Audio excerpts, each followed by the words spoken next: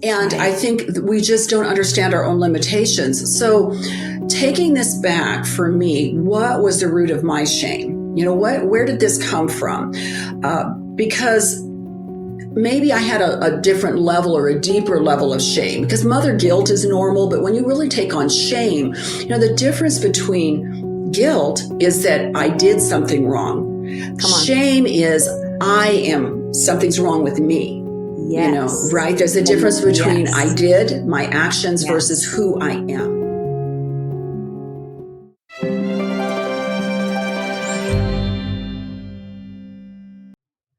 Hi, everybody, and welcome to the Higher Pursuit podcast.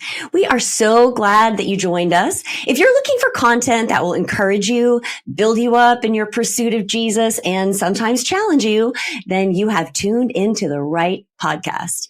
In case you're new here, the series that we're in right now is called Repurposing Our Pain. And today I am joined by a wonderful guest and a new friend, Dawn Ward.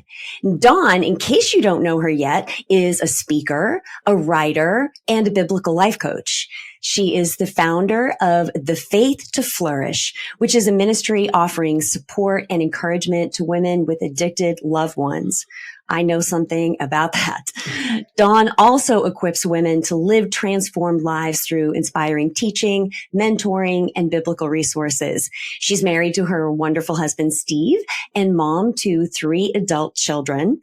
And her book, From Guilt to Grace, Hope and Healing, this is my copy for Christian moms of addicted children. It was published in September of this year, so it's now available.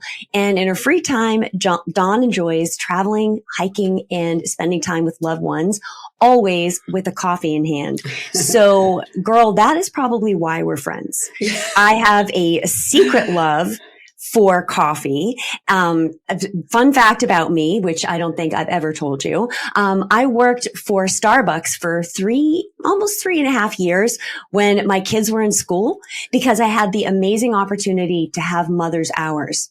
And so it was just such a perfect job for me, because it gave me interaction with people and I got to be sort of like the mom on the floor, but I got free coffee. Oh my gosh, it was worth. They probably didn't even have to pay me to come to work. I loved it. So talk to me. What is your coffee? Here's our icebreaker question. Okay. What is your favorite coffee? If money was no object, you could go to any drive-through, or do you not like drive-through coffee? What is your coffee? That is really a good question. And I'm not sure what makes that coffee unique, but we have a place here in Vegas that is called Earth, and it's URTH. And it's this organic coffee. And it's not that organic coffee that I'm into all of that at all. But for some reason, the way that they brew their coffee and the way that they make any of their coffees, the flavor is so rich.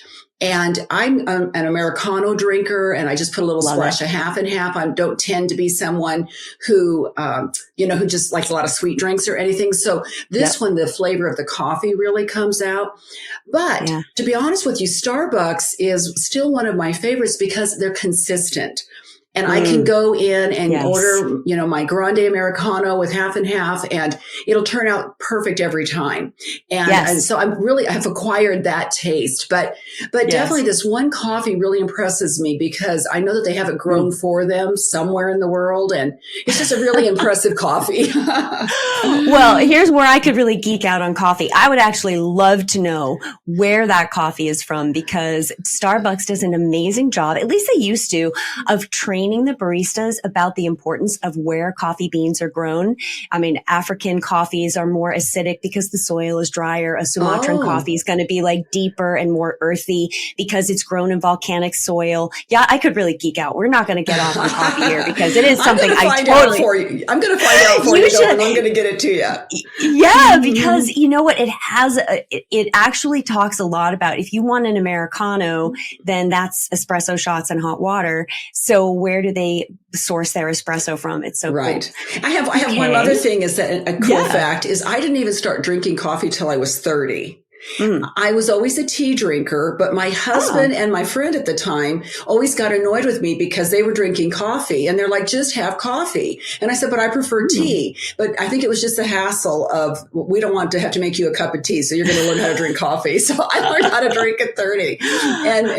But I truly do prefer a cup of Americano over a regular cup of coffee though. So we do get spoiled. Yeah. Yeah. I mean, because espresso has a much more full-bodied flavor to it than regular brewed coffee does, just because of the way it's the type of beans and how it's roasted and all of that. So people think that espresso is more bitter, but it's actually not. If it's done right, it's not more bitter.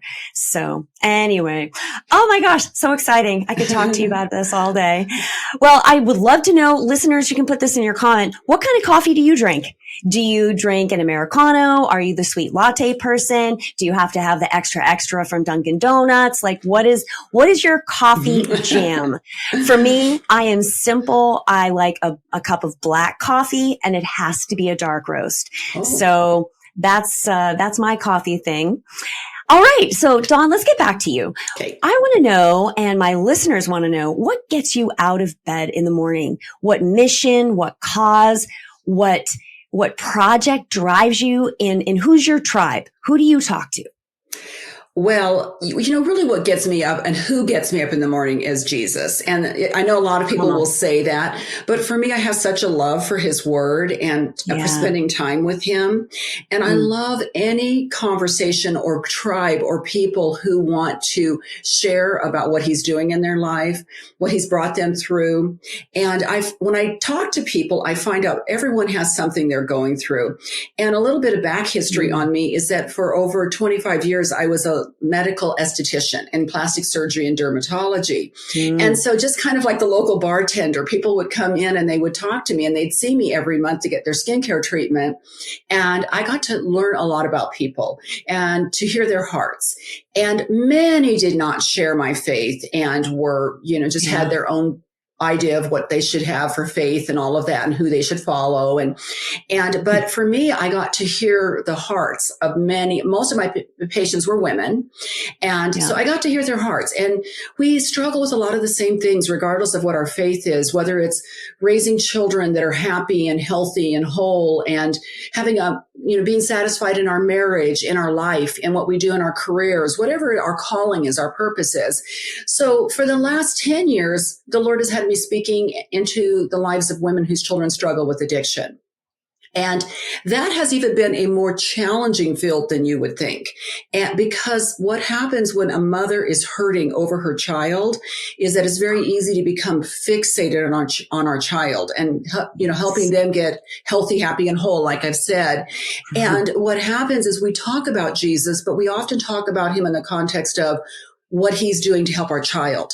What he's doing to help us help our child. And somewhere in that process, we lose sight of what he's doing in us. And it's like, Lord, if you'll just fix him and take care of him or her, then I'll be okay. And then the Lord starts putting his finger on those things in our lives and saying, well, what about this? That has nothing to do with your child. And what about this? And so when I get up in the morning, my passion is that the women, whoever God places in my life, whether it's women or men, but whoever he places in my life will know how loved they are by God. And that they're special to him and that he cares about them individually. And yes, he cares about your child because your child is part of your life that you love very much. He loves all of his children. And he's a perfect father who's raised his children with perfect unconditional love, and yet they still go astray. So he sees our hearts as broken moms and knows that we are hurting and cares about us individually. And so my passion is that whoever God places in my life to speak to will know his love and his deep concern for them, and that they're seen and known and heard and loved by him. That is so great. That is so wonderful. And it is so important. As a mother of an addict, and thank goodness, thank God, he is doing so well right now. Hallelujah. He is doing so well in his sobriety. He's been sober for years now and has a wonderful wife and child and business, and he's flourishing. But man, oh man, back when I was in the throes of all of it, and the sleepless nights and the fear. And, we'll talk about this later, the shame of all of it. Mm-hmm. I really could have used someone like you to talk to. I went to 12-step meetings and while that was great and I needed that at the time, I needed someone to teach me those boundaries that love does not mean that you lie down like a rug and let people walk all over you. I needed to learn healthy boundaries so that I could stay alive myself. And so I wouldn't lose myself. I would have loved to have someone like you who was framing it out from the Bible to really help me walk through that. So I'm so happy for all the women that you get to touch through your Facebook group. So let's talk a bit. Now I know your story because I've read your book and we've chatted, but for the purpose of the listeners here who don't know you yet, let's talk about your transformation of repurposing shame into an encounter with God's grace. So go ahead and share that story. Hi, everybody. While I hate to interrupt a good discussion, I do want to tell you about my book, Repurpose Your Pain, Moving from Pain to Purpose and from Instability to Firm Faith. In the book, I share 10 pain points that are common to most people, and I share my personal stories, my experiences with those pain points, and how I repurposed that pain. Then we dive into what the Word of God has to say about how we repurpose that pain. You need to know that this book is really 2 books in one, because it includes workbook activations to help you apply the truth that you've learned to your life. So grab your copy today on Amazon, Christian book distributors, or any place books are sold. I have met a few mothers on this journey, and I've met thousands that have never experienced the shame that we're talking about. And it's been profound to me. I don't know if they really haven't experienced it or if they just don't know that what they're feeling, or maybe they just really have had such a healthy upbringing that they bring to the table this sense of healthy boundaries and confidence. So when I've met these few women who have not struggled with mother shame and mother guilt, I find it fascinating. Yes. And so the reason I say this is not because I don't agree with them, but I stand in awe of that. I'm like, Lord, what is that like? For the most part, most fathers don't struggle with this father or father guilt. You'll meet some. That's interesting. But for the most part, they know how. Again, this is just what I've observed in all these years, is that for the most part, unless they really messed up, like they really abused their kid or something along that line, that they're just carrying guilt for that by itself, that alone is enough for them to feel guilty over. But for them to actually take the blame and figure and say, I did something wrong to cause this, that seems to be a unique quality most of the time for the mothers compared to the fathers. Okay. So like I said, if you're looking at it, maybe 10, 15% of the dads might struggle with guilt and shame, and maybe 5% or less of the moms will not struggle. Okay. Yeah. So it's like 95% or higher of moms have this. So understand. Do you think that that's because we feel innately like it's our job to nurture our children, and that if our nurturing did not produce healthy, what we consider in our mind, emotionally healthy adults, that we blew it? Do you think it's tied to something like that? I do think it is. It's interesting because moms have gone back to work. In our generation, the majority of moms are working. And now there's some that can stay home. It doesn't seem to matter whether the mother stayed home or didn't stay home, statistically wise, as far as whether the children are addicted to drugs or not. But for the most part, we're carrying extra load. Like we're trying to work and juggle getting the kids to school and keeping the house clean and doing all the things that our mothers' generations, for the most part, maybe our grandmothers' generations for sure, weren't dealing with. So now we're dealing with this huge load of responsibility, not seeing ourselves as just human and thinking that we should be able to be all to everyone at all times and, be there and be able to read every situation perfectly. And we're human. And I think we just don't understand our own limitations. So taking this back for me, what was the root of my shame? Where did this come from? Because maybe I had a different level or a deeper level of shame, because mother guilt is normal. But when you really take on shame, the difference between guilt is that I did something wrong. Come on. Shame is something's wrong with me. Yes. Right? There's a difference between I did my actions versus who I am. So when we start looking at shame, guilt, you can sometimes wrestle with. I think any parent can. They'll look at a situation and think, gosh, I wish I'd handled that differently. I wish I hadn't treated my child like that or talked to them that way or had such high expectations of them. But shame says, I could have been a better mother. I'm a failure as a mom, or I'm a failure as a wife, or I'm a failure as a human being. And so although my book is called From Guilt to Grace, shame is discussed in there as well.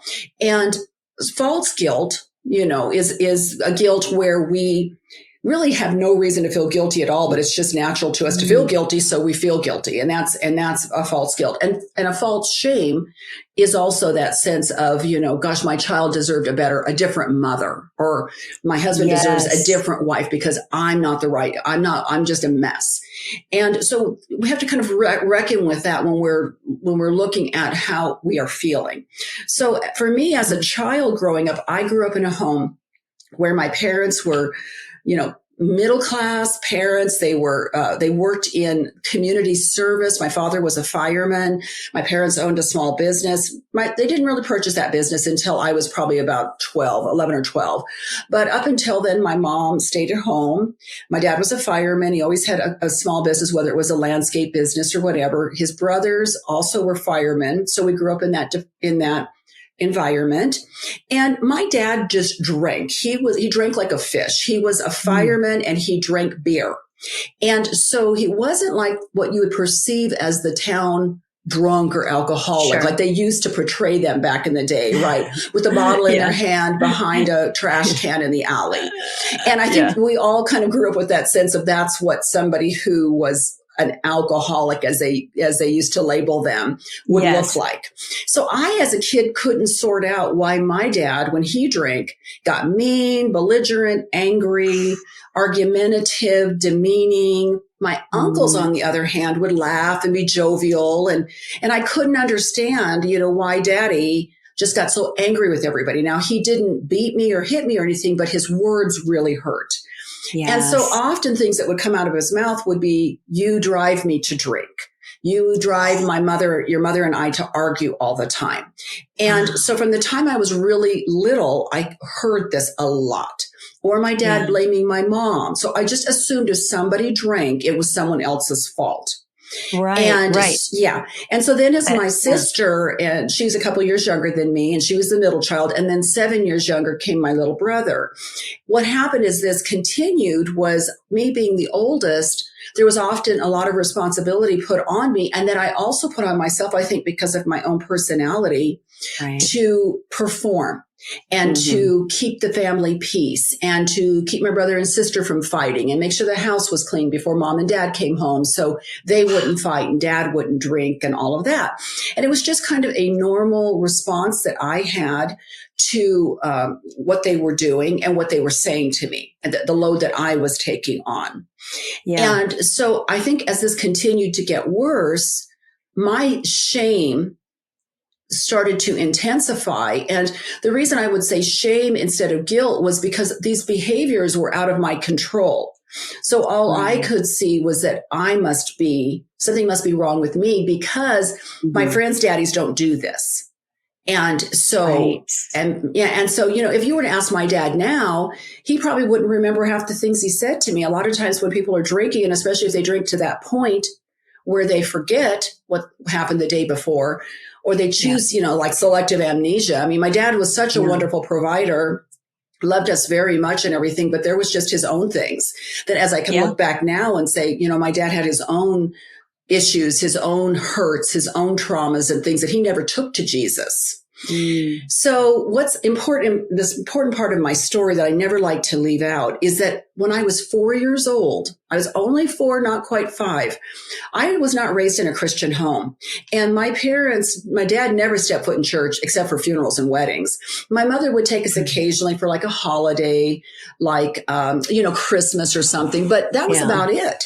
Excuse me. And so anyway, I remember feeling God's love when I would go to church, though, at such a young age and asking my mom to take me.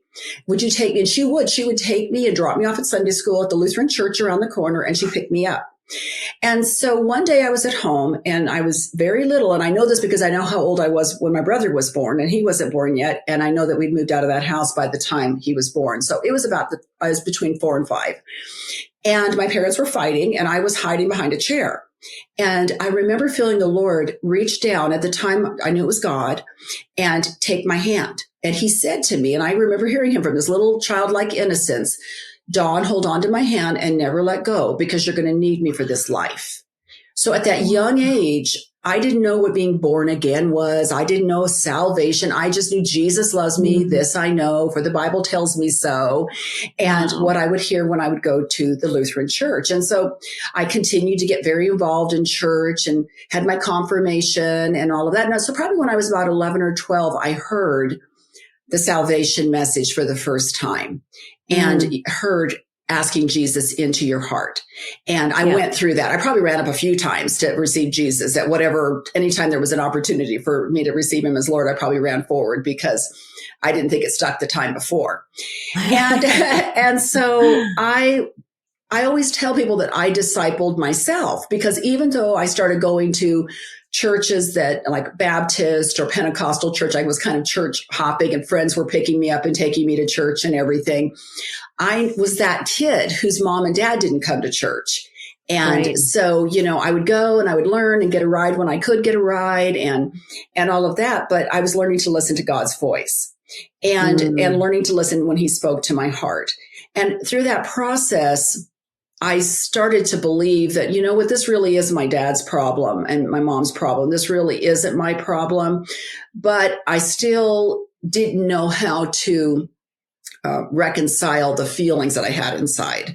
And one thing that I wasn't really planning to talk about, but the Lord laid it on my heart last night and this morning with your listeners, is that, and I do mention it very vaguely in my book, but I was one of several girls in my neighborhood that for several years was molested by somebody that we thought we could trust.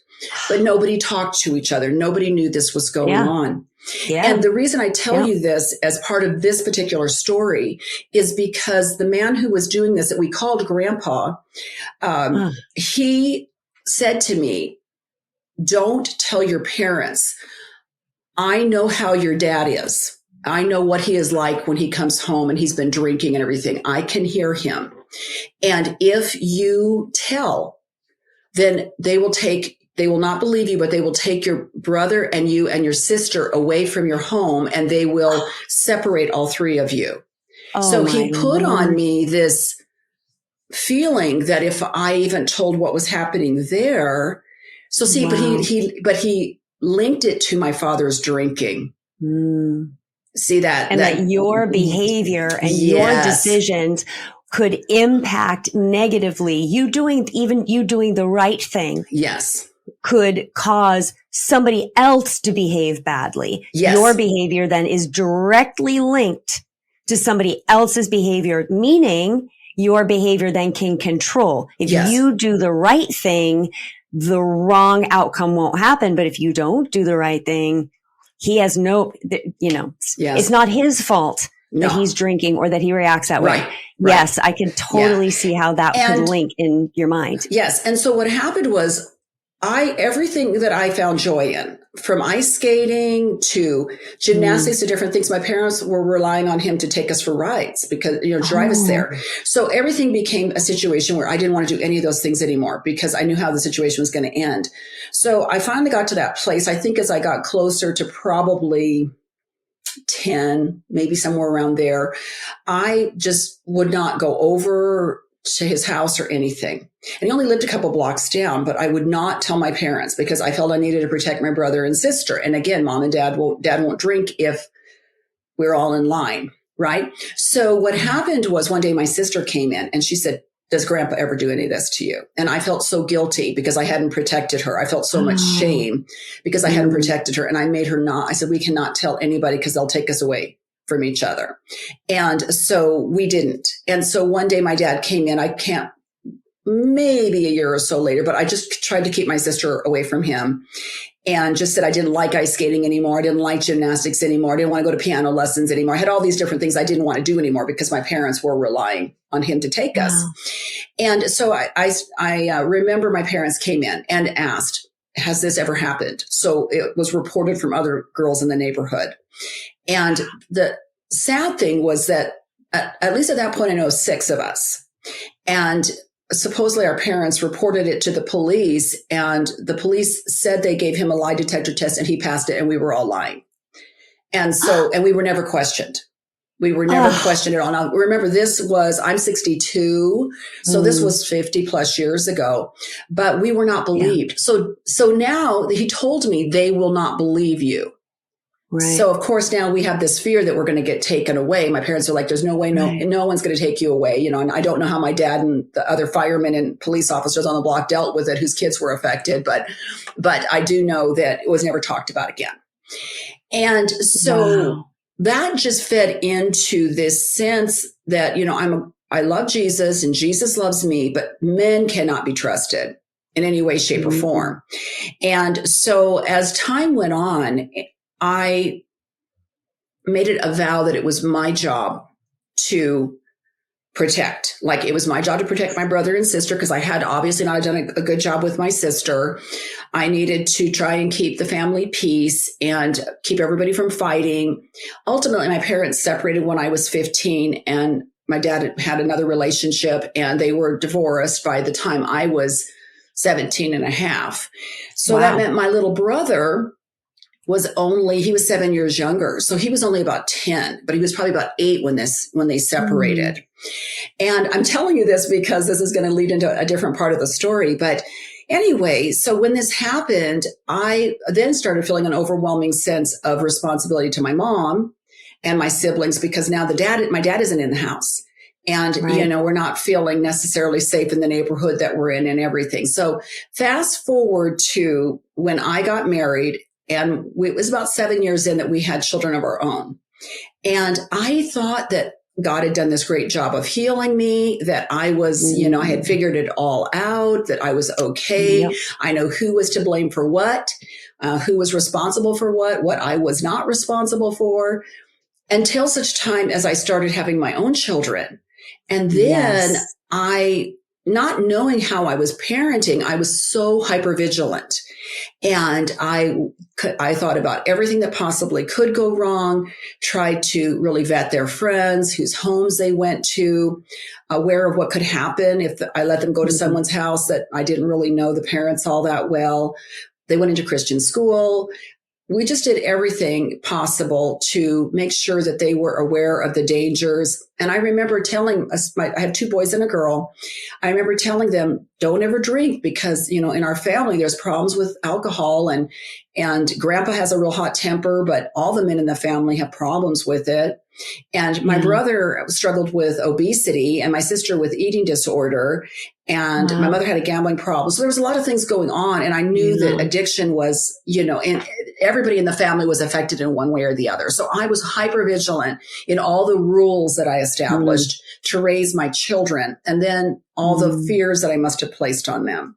And so now we're into that time in my life where the boys are in high school. My oldest son, has graduated and he's in college.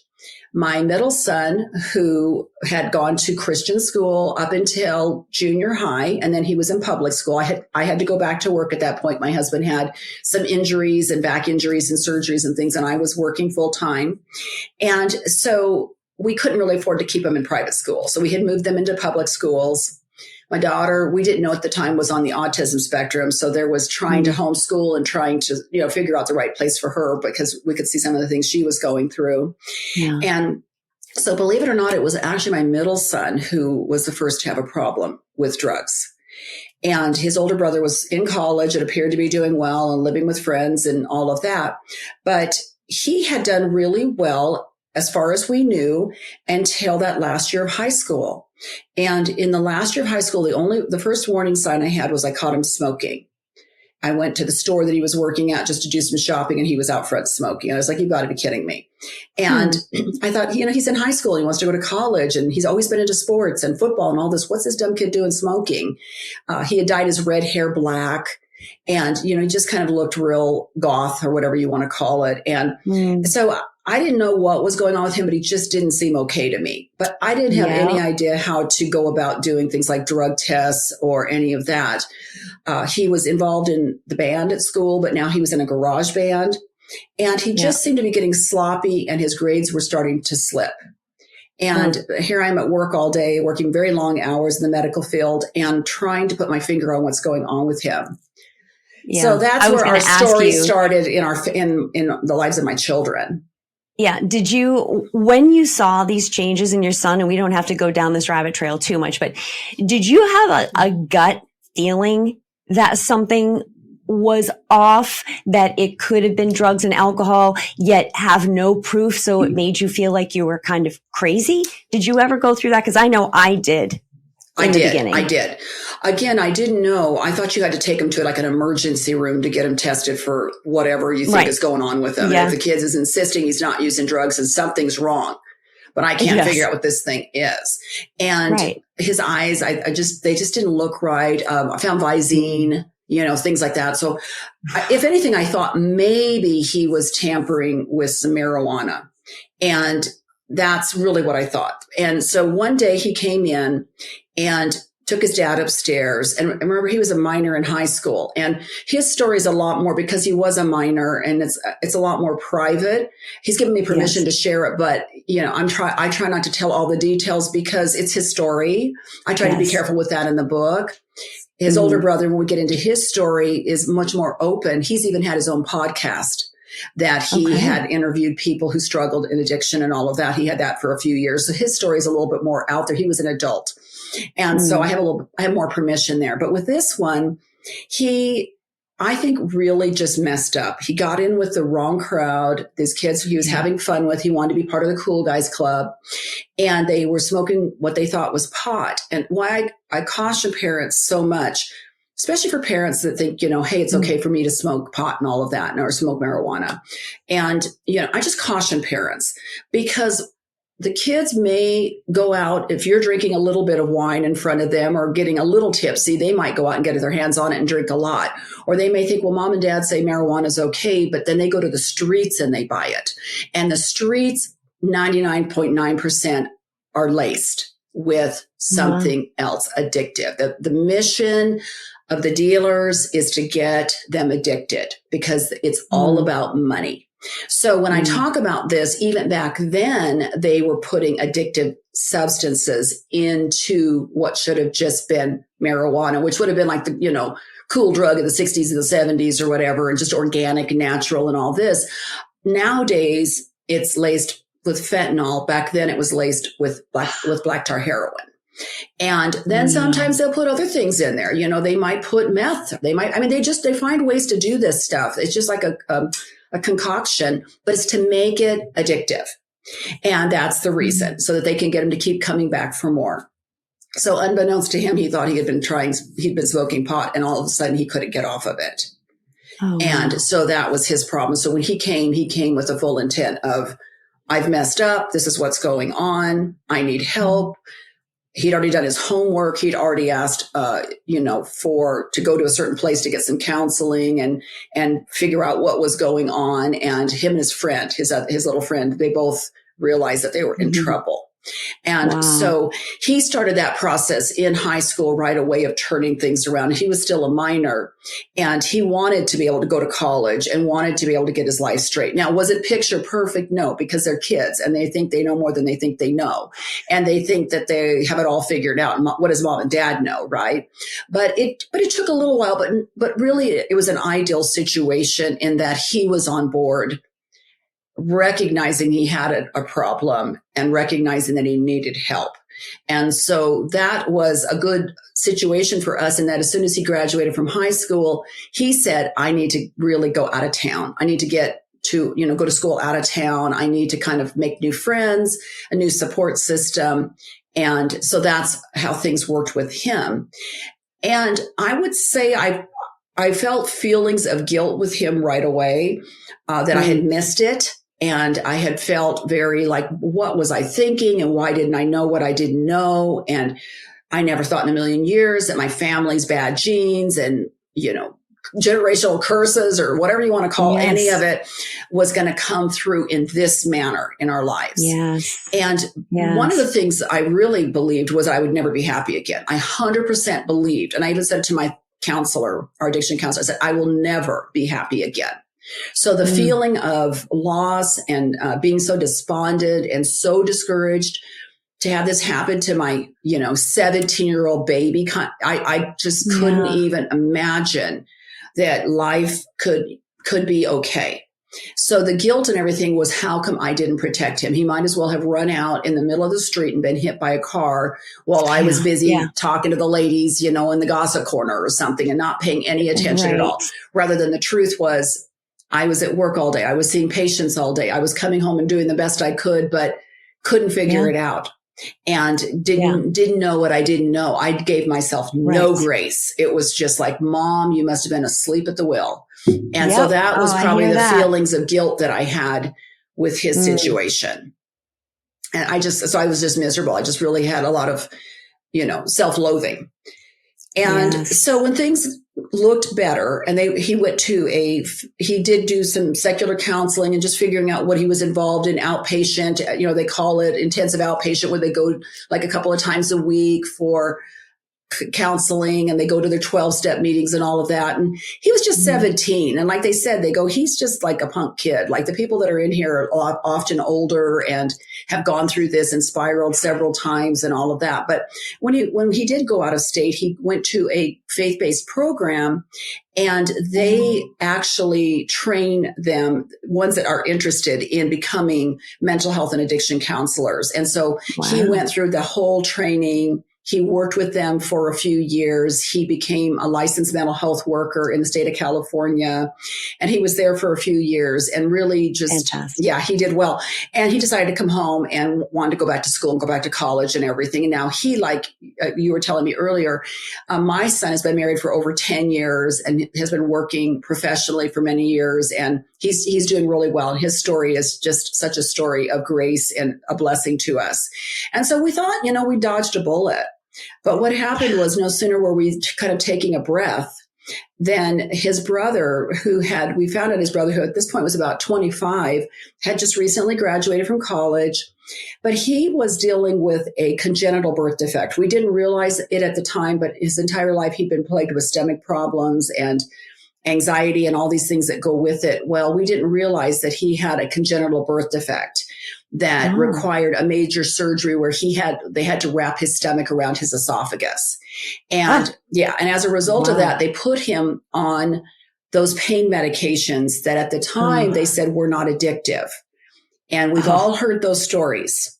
Yes. And so for him, they were just giving it to him for several months during that period when he was really on a liquid diet and pudding and just a very, very, minimal diet. And they were just giving it to him like liquid candy. And when the time came for him to get off of it, he couldn't. And I remember taking him to our family doctor and saying, what is going on? I was naive and just didn't even put it into the same category as the street drugs. And so I wasn't putting the two together. And the doctor, our family doctor, said, well, the medical practice has failed you and your son is addicted to this. And I was like, what are you talking about? And she said, I don't care what they say. I don't care what Big Pharma is saying. This is a highly addictive drug. And she kind of told me a lot about the pharmacology of it and everything. And at that point, I thought, okay, well, we'll just get him off of it and get him cleaned up and he'll be back to business as normal. And, college graduate, he'll get himself a great job and move on. But it was more like mother's milk to him. I think with the anxiety and the stomach problems and the depression and the different things that he had dealt with, he said it made him feel normal.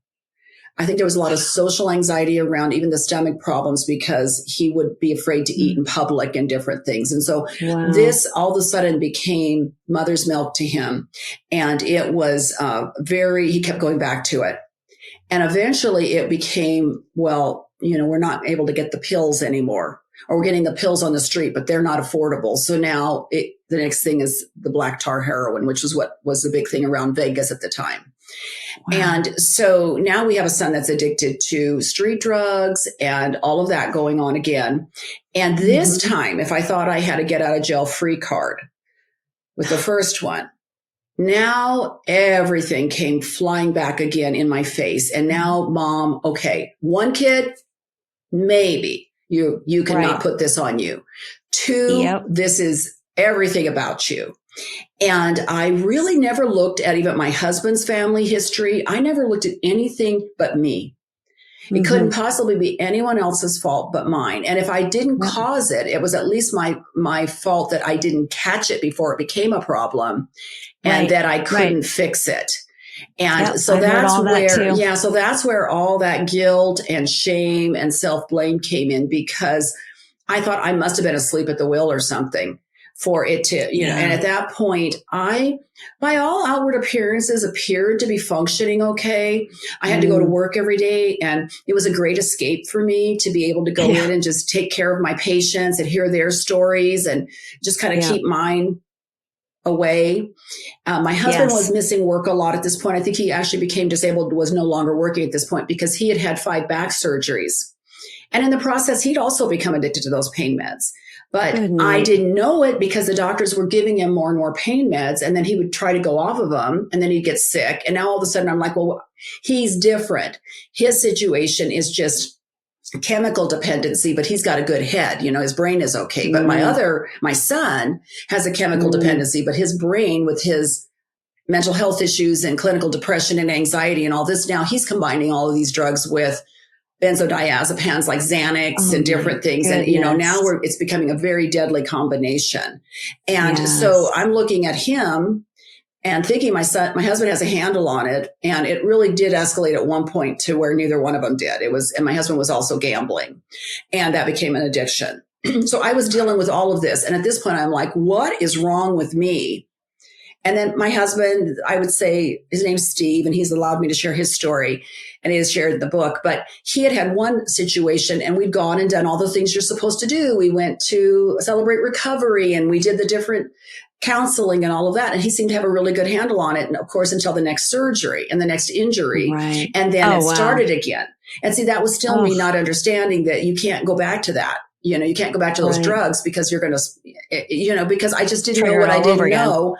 Yeah. And I wasn't talking a lot to my own doctors that I worked for about it, because it was our family situation that I was trying not to bring to work. They were aware, but I wasn't getting into the depth of what was going on. And so for the most part, my husband did pretty well for quite a while there. So I thought he was okay. So all my focus is going into my son. And my son his just spiraled so much worse. We're talking numerous DUIs, rollover car accidents. He shouldn't have survived, but God had a bubble around him. He never hit anybody else or hurt anybody else. He walked away from them. It's such a God thing. A few times when he was so low that we needed to send help because he was threatening suicide, and they had to, they said he was really at risk. And so there was just things like that were so intense that I couldn't believe that this was our life. And I started looking at, asking about my mother, is anybody in your family have mental illness, and finding out that she had some aunts that had threatened suicide, and asking, but always looking at the women. It was an odd thing. I was looking and asking my mother about her family, not talking to my dad about it at all. And he didn't even know a lot of what was going on because I was so private about it with him. And that's revealed in my book, as well as what the Lord did when I finally had that conversation with my dad. And that was when my older son was going through it. My father never even knew about what happened with my younger son. Right. And so, but my mother, I was looking to the women, like it must be my fault. It must come from my mother. And I knew that the men in my family drank, but still it was this whole weird thing in my head about, mom guilt. and mom shame. It's just the strangest thing. And I say it's strange, but yet when you talk to moms like yourself, we all have wrestled with this, right? Same. Yes. Yeah, we've all wrestled with it. So I act like it's unique, but in my case, I don't think it was any different than so much of what other moms are going through. And sometimes it's not even addiction. Sometimes their child is struggling with a learning disability or maybe another health problem. Or maybe it's just delinquency and rebellion, getting into trouble, and you have the police showing up at your door and you're thinking, oh my gosh, what are my neighbors thinking right now? Or all of that. And it can be we just heap it on ourselves. Thanks for joining us for this episode of the Higher Pursuit podcast. We hope you enjoyed the conversation as much as we did. Remember, this was just the beginning. There's so much more to come. Be sure to tune in next week for the continuation.